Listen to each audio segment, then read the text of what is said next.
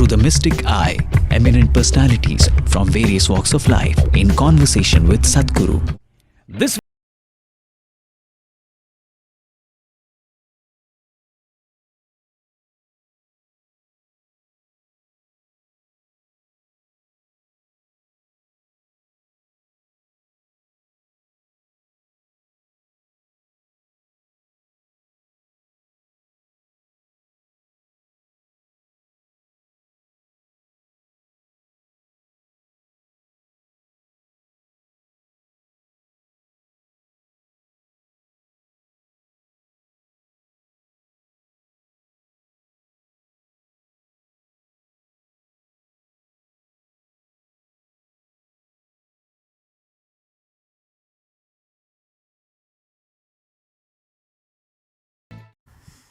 the critics or whatever, somebody is criticizing me or somebody is saying something, me gives I'll become more determined to score runs also, but I'll get very disturbed very quickly also.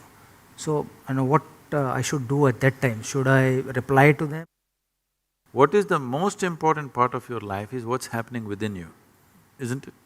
Yeah. Whether misery happens within you or joy happens within you, it only comes from within you, isn't it? So if joy is coming from within you, why can't you have it coming all the time?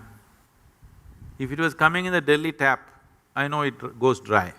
But if it's coming from within you, why can't you keep it flowing? Because we have not taken care of this, isn't it? How you are should never be determined by how somebody else is. Once you allow that, you will remain a slave to somebody all your life, because they will decide whether you will be happy or unhappy. Yes. The question is not about justice and injustice, that's a different thing. But still, whether there is justice or injustice, the most unjust thing that you can do for yourself and everybody around you, especially other people who have such a big expectation of you, is that you make yourself unhappy. Because unhappy means unpleasantness. Unpleasantness means inefficiency of life. Inefficiency of life means you will get out. In your profession, True. inefficiency of life means you will get out in somebody else's profession, he will shoot a bad picture of me, somebody else will do something else. But in your life, inefficiency means you're back in the pavilion. So, in your life it's much more stark compared to other people's lives, because other people can explain. Other people can explain their inefficiency. You cannot explain your inefficiency, we see it and that's all. And there are so many expectations from people, from family, from friends, that every time I walk on the field I have to score runs, and they want to see me on the field to score hundreds. So it's difficult to perform at every time, but the expectation is there when I got out. So my son says, Papa, why are you getting out every time? Why not you scoring 100 every time? So, I can understand he's conscious, he's a child, he doesn't know anything, but still, he's expecting from his father that whenever he goes to the field, he can score runs, at least 50 or 100. So that expectation is so much… You have more hundreds than fifties. Yes. You're one of the few who has more hundreds than fifties. Yes. When I got 21 centuries, I got 20 50s and 21 centuries. And then later on I score more 50s than the hundreds. See, once you enter the field, once you go there and stand, you should not be anybody's husband, anybody's father, anybody's son, not even an Indian. You must just be a batsman. You got a bat and the ball coming, your business is just to hit the ball as it deserves. If you stand there as an Indian, 1 billion people will stand on your head. It's too much heavy weight to carry. If you stand there as a father, your children will sit on your shoulders. Very difficult to play the game with 2 children sitting on your shoulders. You must leave all of them outside. When you go there, you're just a batsman, and that's all your job is. You must exclude all these things. But it's very difficult for me to, leave that thought behind. For that also there are methods. See, right now, I am constantly involved with people day in and day out, 20 hours a day, I'm on and on and on with people 7 days of the week. Yeah. But if I close my eyes, the world stops for me, finished it is. The world doesn't even exist for me if I close my eyes. You must bring at least a little bit of this essence into your life, that there is… See, you were born alone? No. Or were you born with 1 billion people? Yeah, born alone. Alone. Yeah. When you die, you'll die alone. Yeah. Right now, within this body, you live alone. Yeah. You may do many other things. Yeah. All these other things come in between and go in between, okay? Yeah. One way or the other. This being, this piece of life is a complete piece of life as Creator has made. This doesn't become complete by making additions to it. It's incomplete human beings who invented those things. This is a complete piece of life. So, bringing this into your life, there are methods to do this. Yeah. That every day if you simply close your eyes and sit for a few minutes, you must be able to shut off everything. Yeah. If this happens in your daily life, when you go and stand there, it's just a business between you and the ball, that's all. And that's all it should be.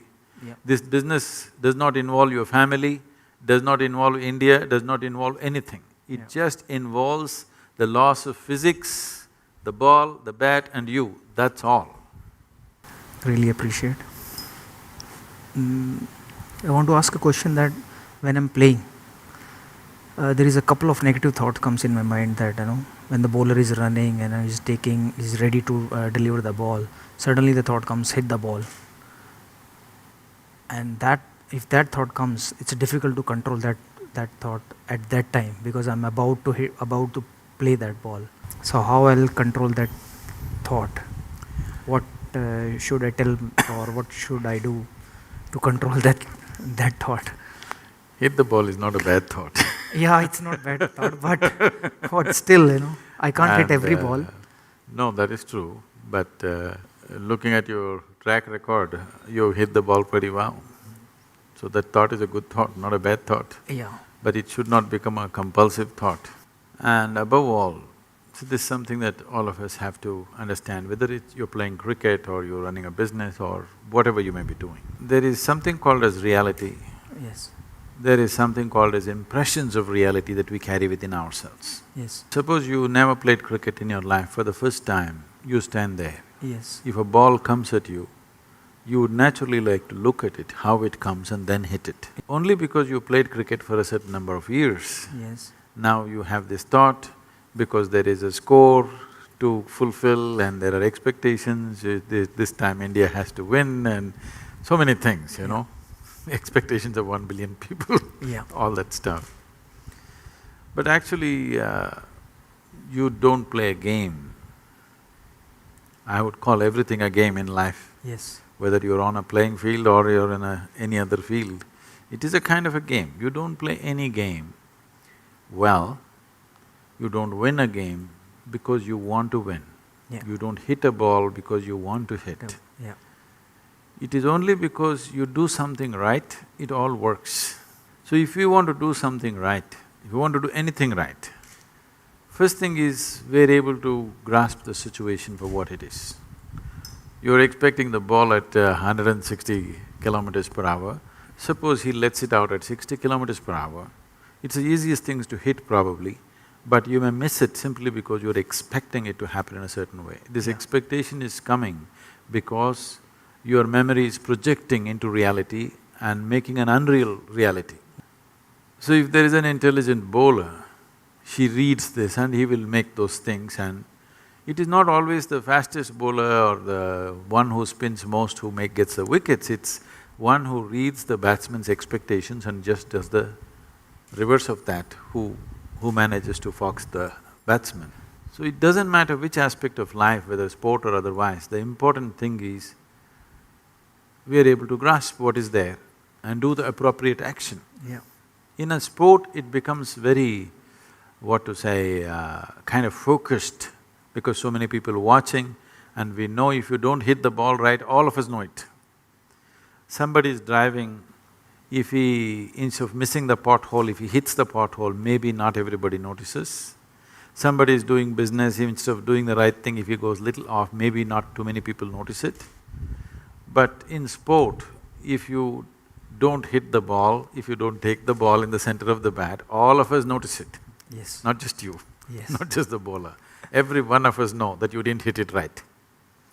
So because of that, all this is building up. I was just talking to somebody and they are just then… somebody was telling me, we got to beat Pakistan this time. I said, don't try to beat Pakistan, just hit the ball. Yes. If you want to beat Pakistan, they'll wage a war, okay? You don't try to beat Pakistan, all you have to do is hit the ball. If you try to beat Pakistan, Pakistan is not in the ball, it'll be somewhere there. Yes. In trying to beat that, all that'll happen is you'll go and sit in the pavilion.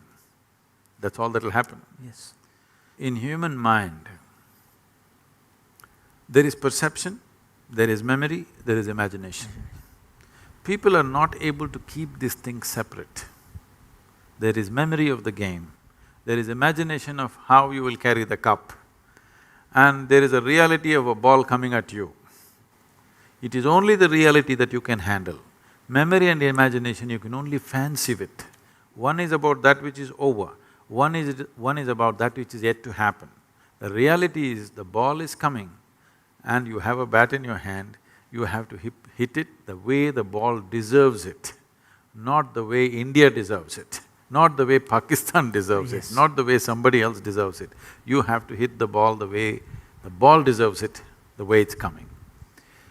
So to keep this clarity of mind, there are methods with which you can hold your mind in such a way that this moment if I sit here, the memory of who I am, my parentage, my upbringing, my growing up, my things or things that I know, if all these things come right now in my mind, I will not perceive what is here.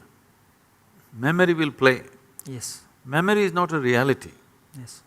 because it is about something that is over, which does not exist. That which does not exist, if it impedes into that which exists, you will miss that which exists. This is so in everybody's life, but in a sports person's life, the effect of that is immediate. In other people's lives, it'll pay out and they will see it after some time that it doesn't work. Yes. But with your life, it's right there. You're either at the crease or you're sitting up there and clapping for somebody. Yes. It's very clear. So because of that, it stands out, but this is true for everybody's life. So see, when you're given such a sophisticated mechanism called mind, human mind is not a simple thing, it's a magnificent mechanism. Even if you buy a phone, a simple phone, which they're calling it smart, it's not as smart as you, okay? Yes. But even if you buy a phone, you have to read a manual which runs into 20 pages of how to use it. Yes. They're not telling you how it works, they're only telling you how to use it will take a certain amount of study. If you want to know how it works, it will take much more Yes. amount of study. Did you ever read the user manual for your brain? No. That's the whole thing. We are not looking at how this works, simply we are trying to use it. By nature or by accident, people may get to use it, but not consciously. But there is a method or There is a method. a technique to This is a use it? very established method. Okay. My next question is that only how I'll control that thought? Don't try to control it, you need to liberate yourself from this. Okay. See, I'm not talking about controlling your mind. Yeah. I'm talking about liberating it Yeah. from all kinds of additions that it has added on. Yeah. If you control your body, if you control your mind, what it means is, control means to hold it within certain limits. But you become who you are in the world only because you cross the limits. Only because you cross the limits that other people never cross, you become whoever you are in the world. So the method should be not of control, but of liberation. Over a period of time, you gather a body and a certain level of mind. These two, if we know how to use it to our advantage, it'll work one way. But a whole lot of humanity uses their body and their mind to their disadvantage. Their body and mind are the biggest problems that they have in their life. To make this body and mind in such a way that you don't have to control them. What would you like to control? You would like to control something that's gone berserk. You would like to control something which is destructive. Why would you like to control something that is creative, something that is competent, something that is capable? Why would you like to control that? Would you like to control your intelligence? Because if there is a certain level of ignorance, you want to control it. Would you like to control your intelligence? Would you like to control your physical strength? Would you like to control anything? You would want to liberate it, you would want to focus it, you would want to put it into proper use. If this has to happen, the most fundamental thing, there are various other methods. If you have the necessary time, more sophisticated methods can be approached. Necessary time does not mean you have to spend 12 hours a day or something. If you spend 20 to 30 minutes a day, you can do miraculous things for yourself. Because you know how to play the game, you know how to do all that it takes is little more clarity at that moment, and the body and mind responds with much more ease rather than tension and fear and anxiety, it responds with ease. There is substantial scientific and medical information today to clearly say, only when you're at ease, your body and mind functions at its best. We've given it to the cricket team also, I don't know if it reached you. This is called as Isha Kriya. This is a simple process. The important thing is to make a distinction between what is you and what is not you. When I say what is you and what is not you, whatever you associate yourself with, after some time you start experiencing it as myself, because somewhere in your mind you identify with it. Starting from the most fundamental thing, it goes into various things, which causes enormous amount of disturbance and misery. But the most basic thing which breeds this is your own body and your mind. When we say your mind is largely the thought process and emotions that go on there.